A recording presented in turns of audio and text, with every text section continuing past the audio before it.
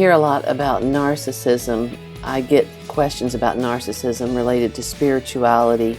Narcissism is an excessive admiration or interest in oneself and one's appearance. I think that's a way over the top simplification.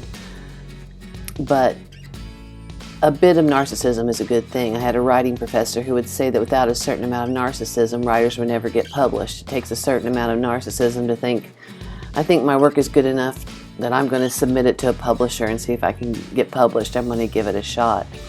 But I differentiate between believing in oneself and being a narcissist. There's a great article by a psychoanalyst named Alan Rappaport. He coined a term in the article called co-narcissism, like codependence, but for narcissism. He says that people who grow up with narcissists as caregivers learn to placate narcissists. And if they don't become a narcissist, which doesn't usually seem to be the norm, more likely they learn to be that narcissistic supply for other people. Through their upbringing, they learn how to placate narcissists. When they were children, people would say, I need you to do this for me. The co-narcissist would do whatever was asked of them, and then they would be told they were the greatest thing since sliced bread. You're not.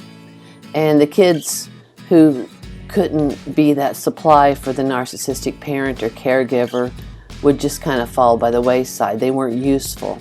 The narcissist wouldn't see that child as an important enough person or thing in which to invest their time.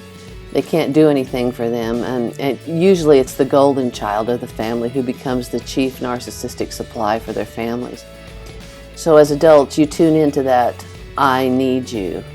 You hear people say that and you help, and then you are rewarded. You think you've done the right thing. There will always be someone who needs you to help with their next big thing. It's never your own thing, it's always someone else's. They might begin by telling you how great you are. Love bombing is the term, love bombing, and then ask you to move the moon for them. But then you're 35, you're exhausted and wondering why you hate all your friends because you've learned to be someone's narcissistic supply. And as an adult, those are the kinds of people that gravitate towards you, and now you're surrounded by them. And it's not that being a helper is bad. It's when other people's needs, the narcissist's needs, the needs of the narcissist constantly take precedence over all your needs and goals and quiet time.